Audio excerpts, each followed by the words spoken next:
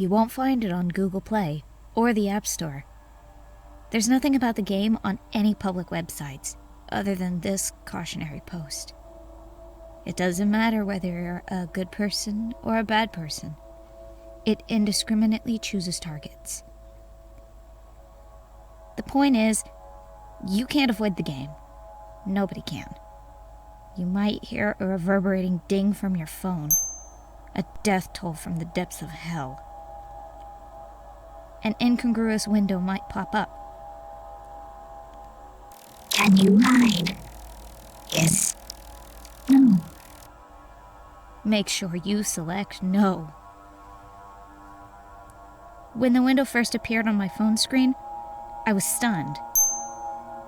I always presumed smartphones to be safer from the threat of viruses than computers, especially a brand new iPhone. Isn't Apple supposed to be superior to Microsoft when it comes to security? Nice try, I said. But before I made a rash decision and ended up infecting my phone with something nasty, I decided to do some research. I'm not exactly computer savvy, but I didn't trust either the yes or no option. I didn't want to mess with the window in any way. There was nothing about the "Can you hide" pop-up online. I didn't even realize it was a game until a Reddit user, who I won't name, pointed me in the direction of a Discord server for discussing unearthly matters. There was an entire category dedicated to the bizarre new game that had been appearing on people's phones. Clicking yes, apparently, commences a hide-and-seek game of unknown origin. I scrolled through the many Discord messages. I've removed the usernames. User 1. Can anyone help me?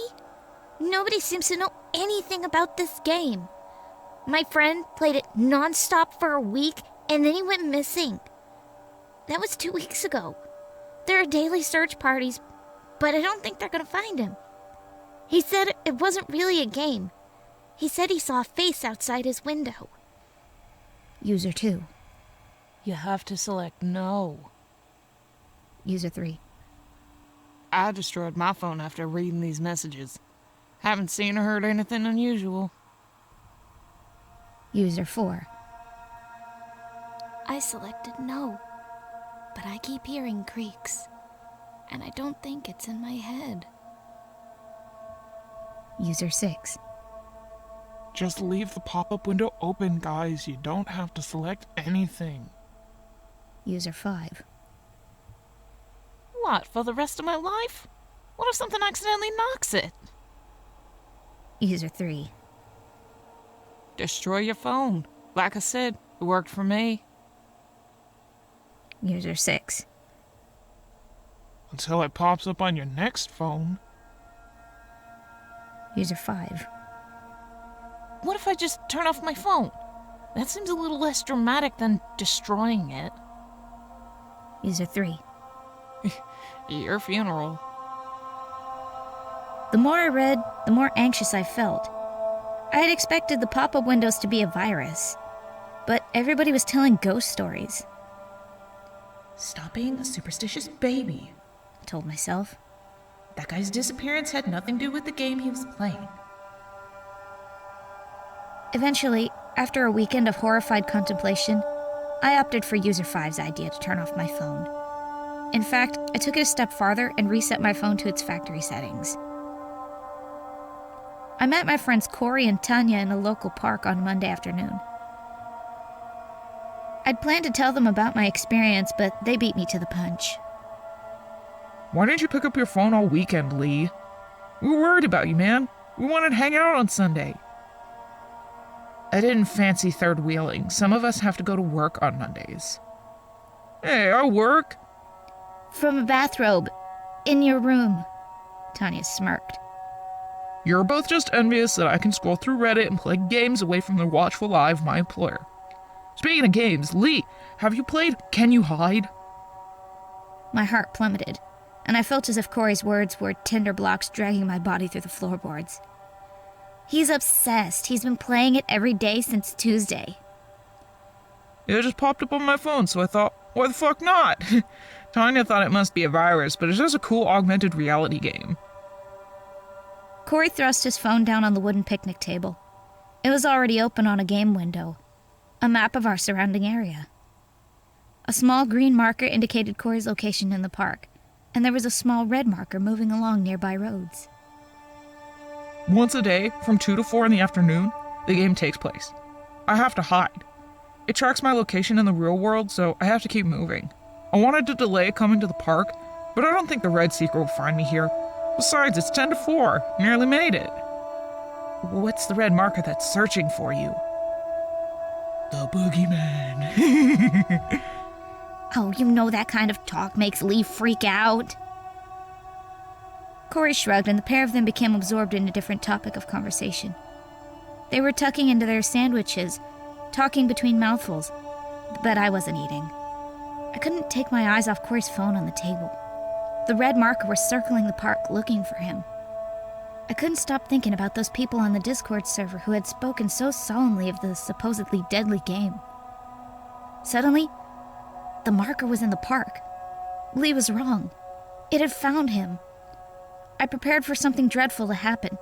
I prepared for my friend to be caught. And that's a wrap. 4 o'clock yet again. I bested the game.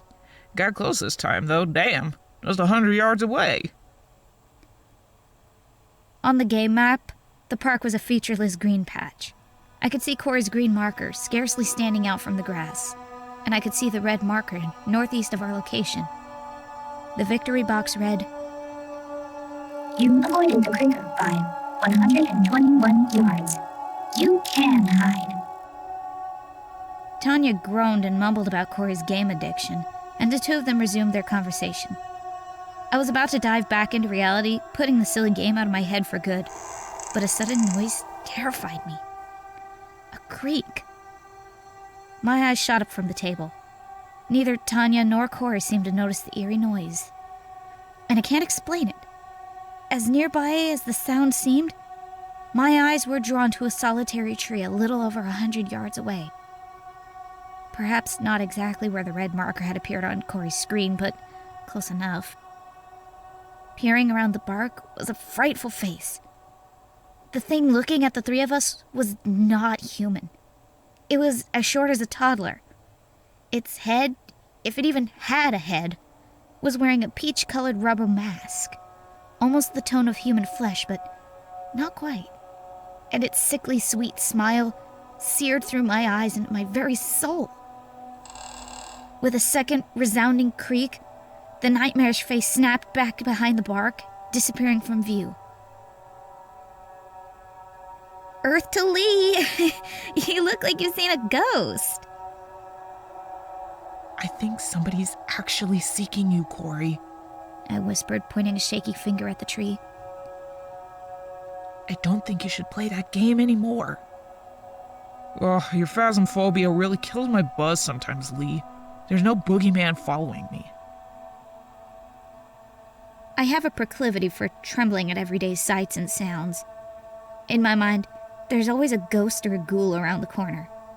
Ever since my parents died, I've been that way, but I knew, without a shadow of a doubt, that I hadn't imagined what I saw behind the tree. Unfortunately, my phasmophobia, fear of ghosts and supernatural, makes it very difficult for anybody to believe me when I've been startled by something. Corey and Tanya told me to take it easy and get lots of rest. The following day, the two of them pinged me incessantly on WhatsApp. I was still reeling from the terrifying thing that I'd seen behind the tree. Transfixed by terrible thoughts, the workday flew by. I was starting to believe that maybe I'd become unwell. Perhaps I'd suffered a psychotic break. Not so. Around 6:30 in the evening, on my drive home from work, Tanya called me. I answered via my car's dashboard. I'm driving right now, Tanya. What? I trailed off when I heard my friend bawling her eyes out on the other end of the phone. It's in the house. The game started playing. It's later than usual. Slow down. What's happening? The game started at 6. I think you were right, Lee. I think someone's actually seeking us. We saw a horrible face at the window, and then there were creaking sounds in the house. We're hiding in the attic. Corey's pulled the door up so we don't think... Have you called the police? They're on the way. 15 minutes.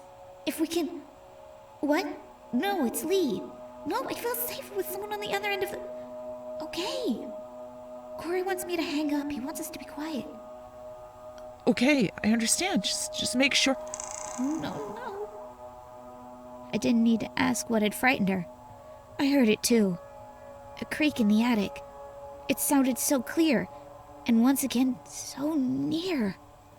So nightmarishly near that I snapped my neck around to make sure the rubber-faced demon wasn't in the backseat of my car.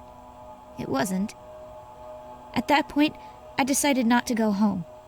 I diverted to Corey's house. An 8-minute journey. Barely any quicker than the police. How did it even get in here? I didn't even see the door open. It's not an it. He's just a child, and he needs to leave her. Oh,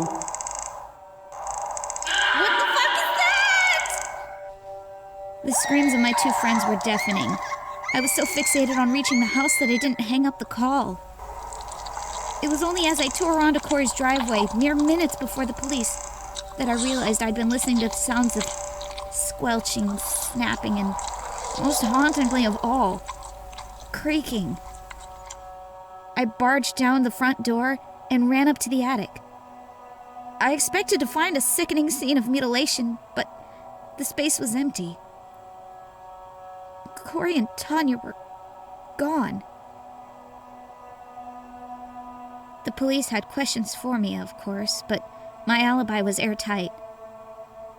The emergency call was made before I even left the office, and the traffic camera footage corroborated the fact that I was on the road whilst the intruder terrorized Corey and Tanya.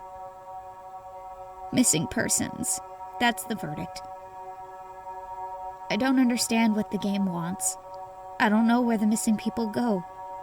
All I know is that resetting my phone wasn't enough. On my drive home, after a long night of tears and police questioning, I could swear I caught a glimpse of a peach-colored mask peeking around a postbox. And then, as if to confirm that menacing thought, there was a notification on my phone. That unmistakable ding of hell. The message displayed on my car dashboard. Can you hide? Yes. No. I moaned in horror, and that was what damned me. My car uses vocal recognition, and it somehow registered my terrified vocal reaction as an answer. Oh. You selected no. Perhaps I've chosen the safer of the two options. I know many of the Discord users suggested no, but I can't stop thinking about what I read on that server. I selected no, but I keep hearing creaks. I haven't heard anything yet, and the game hasn't started playing. But Corey didn't seem to hear the creak when he was playing the game. Maybe like him, I've just been missing it. I'm terrified of the creaker. I'm terrified of where it might take me.